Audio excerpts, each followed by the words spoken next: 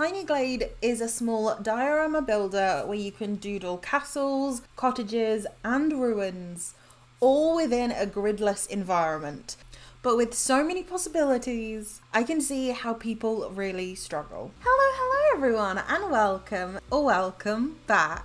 So I'm working on this medieval town thing, and it occurred to me that in Tiny Glade, it doesn't really tell you how to create these buildings, and I've been Googling a lot of things, so I'm going to break down my best tips for you that I have found, so you don't need loads of tabs open and you don't need to Google for hours. So we will open up my previous build and I'll show you my first tip.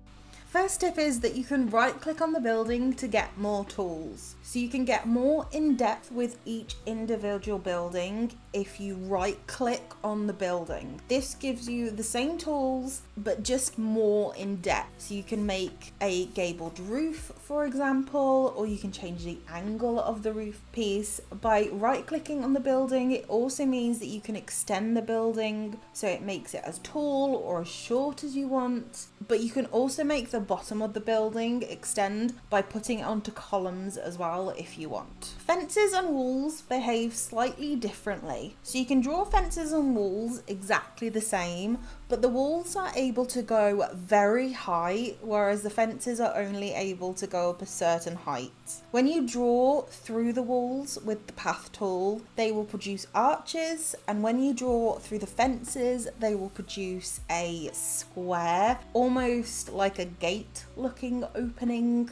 You can manipulate the arches on the wall by dragging the wall up and down, or you can do it by dragging the arches themselves up and down. The way the game is designed, the arches won't look completely symmetrical, but they give a lovely effect, and you can do some tweaking on how you want them to look for your individual build. You can still right click on the wall and the fence to bring up more of an in-depth building tool, and you can drag out each individual section to angle it or change it if you want to, or you can use a cut tool to break them into individual sections, and you are able to drag these wherever you want.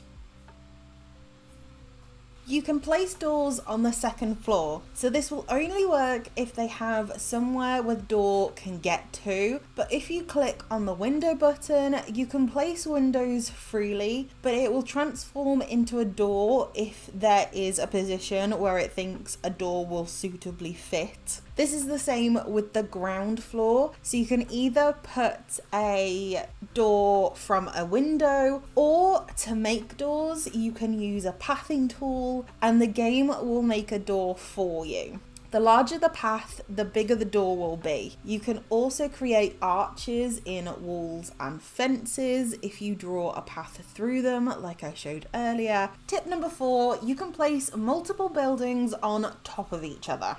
This is a great option if you want to try different colours to your buildings, or you want the first floor to be slightly larger than the ground floor, or you want the top floor to be round. There is so many possibilities with this one, but once you have your first building, make sure you pop the roof flat, and then you can line up the second building so it sits right on top of the first. Do this as many times as you want, and then you have a building that you can fully customize however you want. You have to watch out for the windows though, because sometimes they will change into doors, but the game does an amazing job of blending the buildings all together and showing no glitches. You can also place buildings side by side on any level as well if you want to create an overhang or something similar. You can use a square building to create cobblestone pathing. So you get one path in the game, which is a pretty dirt path, and you can freely draw that however you want to. If you want something different though and want to try and go for more of a cobblestoned look, what you can do is use a square building, lower the roof, and then lower the building height all the way to the bottom. And from that you can build on top any building that you want. This creates such a pretty cobblestone pavement. There are some useful keyboard shortcuts. If you want to undo, press Z. If you want to redo, press X. If you want to hide the UI in photo mode, you can press H. Numbers 1 to 5 on your keypad are also quick keys to select buildings, paths, windows, colors, and the delete tools, and so on. The terrain affects your buildings and also the surrounding countryside. So if you add terrain to your buildings, it will affect the buildings, the walls, and the fences, but it also affects the trees, the flowers, and the water around your building. So you can affect the landscape that is already in the environment before you even start building. I recommend experimenting with it to see what happens, and you can always press undo if you don't like it. You can change the landscape by pressing escape.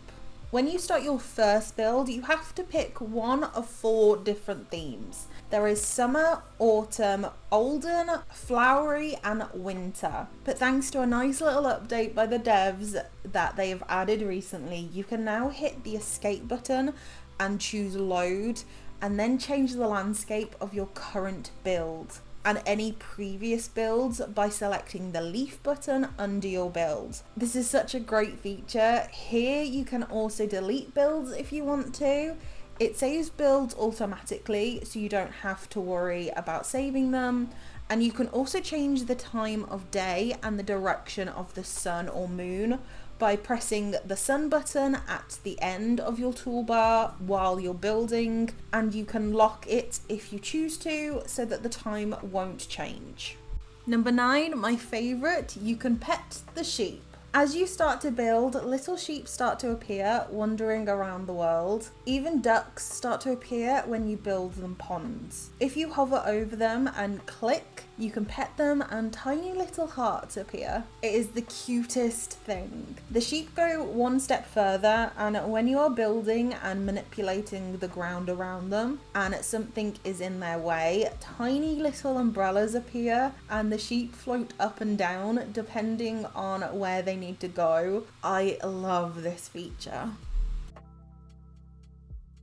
And the last tip is just some things that I think you might need to know. So you can make steps on the cobblestone path by just putting pathing up to the building and they will appear. If you want cute little items to generate, you can try adding more windows or more doors. You can even add windows to the floor if you have created a cobblestone path. You can get rid of the trees that you start with. You're not restricted to the tiny area that you start in. And there is so many more tips that I think I could keep telling you about, but this video would then never stop. So in the comments down below, if you think I've missed anything, pop them in there so that other people can read and we can create like a nice little forum for everybody. Let me know as well what you think of this video. Please give it a big thumbs up and subscribe down below for more cute and cozy games.